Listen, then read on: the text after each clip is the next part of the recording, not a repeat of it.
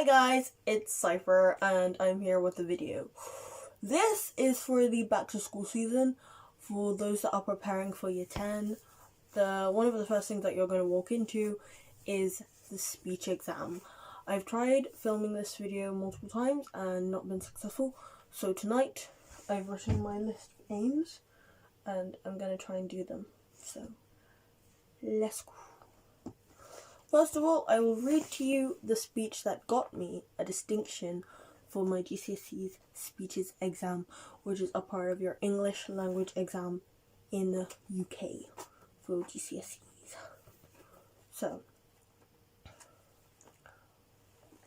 hi, here we go. Introduction. UK and food. That's the title of my speech. Hi, I'm Sapphire and I love cooking. I need crowd participation for this next part, please. Show of hands. What is the importance of food to you? Have a think. Do you have a favorite meal? Please raise your hand if you do. And as an example, I would put my hand up as well, which would then lead to the crowd wanting to participate and also put their hand up. Now we move on to a second question. Do you have a favorite meal? Please raise your hand as well. Do you remember your grandfather, mother, or any family members cooking in the kitchen? Also, raise your hand. And then I move on to my next point. In our day and age, these are positive forms of positive connotations with food. Pause. Currently, we are facing a new problem with food. We are no longer spending time eating together or even making our own lunches or meals. We instead start our day in an unhealthy way. What is this unhealthy way, you ask about? It is our Western culture of grab to go. We do it as it is the gift and the art of convenience. When I would finish tutors and then go to dance class, we would go to the nearby supermarket and buy lunch rice cakes and Coca-Cola. And occasionally a salad and some prawns. I would see the older girls work out and stretch. When you speak to them, they tell you a lower weight is necessary to be top of your class, and how to achieve it is by drastically lowering your food intake, increasing your caffeine dosage, and a larger increase of water to suppress your appetite to work out longer and harder. As I followed their advice, I started to become a part of the 20% statistic that were below average healthy body weight, forgetting my favorite meal for caffeine, a vicious cycle. Me pushing myself harder to obtain a need for being the top. My partner worried, but him not knowing his words hurt, and the words of my friends also hurt. At the comments of how my body was growing, the worst was, up until high school, you were okay, and then you got fat. Ouch, I replied, but we all then burst out laughing. Mine was sadly fake. Currently, the same is happening, but on the opposite side of the scale, and the after effect is looking bad and frightening, and will not change, consequently, our community, and ultimately, the world. So what does our tipping scale look like? Well, we are currently at it. Currently, more than 1 million UK residents live in a food desert. Does anybody know what that is? No. Shown by the Social Market Foundation Kellogg's think tank. In the study, about 15% of households said food was one of their largest impacts on their household budgets, spent weekly. And now, food deserts impact one of the UK's second largest issues after cancer, which is childhood obesity.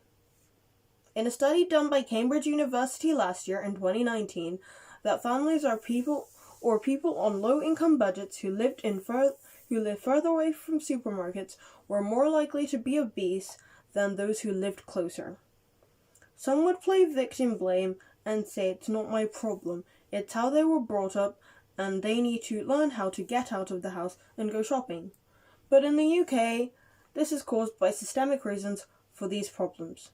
For example, if we looked at other parts of Europe, especially France, we would see an entirely different change. Once I went to France during my half-term trip.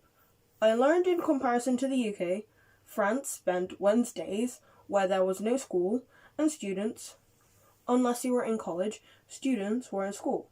It was so strange to me, and that teens and primary students were bike riding or on scooters on Wednesdays while parents went to get to the grocers or butchers. And done previously showing that children spent their day like that were 15 times more happier and healthier in comparison to their British counterparts. And also, students that were spending time improved their health and immunity to germs, and Netherlands and Sweden, who also have similar systems.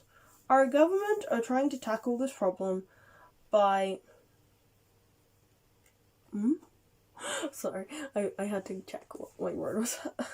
Advising themselves by blaming the 2-for-1 deals and stopping certain TV hour adverts that advertise fast food or, unhealthy products. Now, if you're going to ask me, well, Safar, how are we going to either stop this urban food deserts or make changes? Well, here are some food access strategies. 3 steps. Physical, finding healthy food. Economical, making healthy food affordable. And educational, making healthy food choices and teaching how to cook healthy food.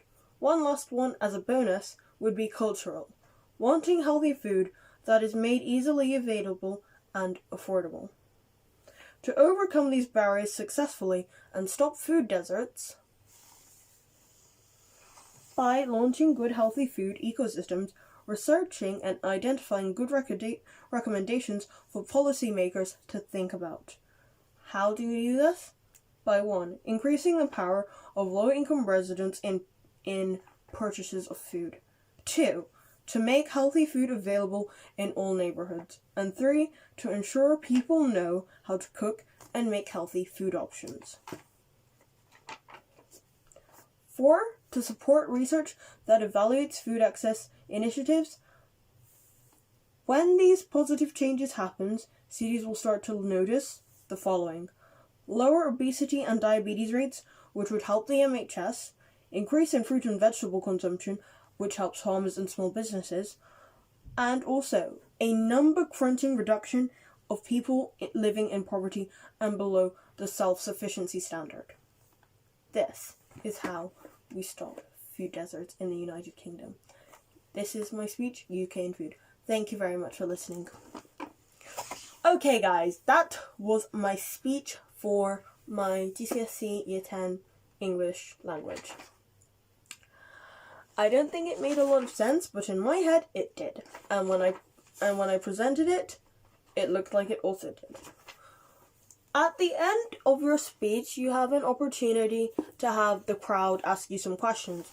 And in this, your teacher will give you the option of handing them out before that. And sadly, because all of my class was in self-isolation at this point, I did mine in front of a crowd of about 5 people. I'll say 5 to 6. Including these would be 6. Okay. And so I gave a question to my teacher and I sent the rest out between some of my friends. Luckily, all of them were like, we are on point, we know what we're doing. And so I will read out the questions and the replies I gave. The thing about giving out your questions is you can pre-formulate your response before you do your speech, which is very good. And also, it's something that will push you up into your higher mark area. The reason why I managed to get myself into the higher mark area with this speech was, this speech in this notebook is technically very rough. If I was presenting it to you, full out presenting, it would sound partly different. Okay, so here we go. Here are the questions for the crowd. Who is your inspiration? My inspiration for this is Josie Andres. Why? He found his passion in food and used it in these current times of pandemics, plagues, like, to feed people, those in need and in despair.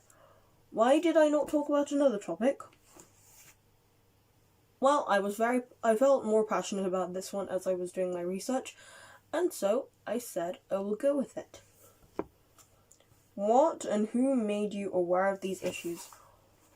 Well, what made me aware of this issue was the fact that that most of us live inside a food desert. If you don't know what a food desert is, it's an area where there is a lack of access to healthy food, produce, or a form of educational reasoning. Where if you look at Manchester and many urban boroughs, you're mostly around food shops, like sweets, cola, advertisement everywhere you go, like 2 for 1, and you can just smell oil every Saturday evening. That is what made me aware. And I thought about it. Why are we at a tipping point with food deserts? It's not. How do we do this? How do we fix it? And then that led me to wanting to research this more and made me passionate about the issues of food. Why should we care about food deserts? I think it's important. If I think it's important and there is enough information that backs it up, that means it is serious. Food deserts will not just affect me, they will also affect you and your family members that are around you. It will affect the future generations. That's why we have to be thinking about something to fix it now. That is essentially my speech for my GCSE English distinction. Now, my tips for you. Please do not be like me, okay? Please do not be like me, okay? And leave writing your speech till the last minute. I'm not gonna go into any details, because if my teacher finds this, she might have to reconsider my grade. Do not go into any last minute writing. Do your best to find all of your resources for your facts and factoids, because those will also help you push you into a higher grade level, which will lead you more likely towards your distinction, like, with ease. 3, there are some people you have to watch that will be very, very helpful into you getting a distinction. I will link their videos in the description as well. And 4, just kind of go and have fun with it. Because if you do, like, speeches in year 7, I was very nervous. And luckily, throughout the year, just have fun with it and go with the flow. That's all I can say to the ending. And thank you for watching this really survivable video. I applaud you, viewers. Bye-bye.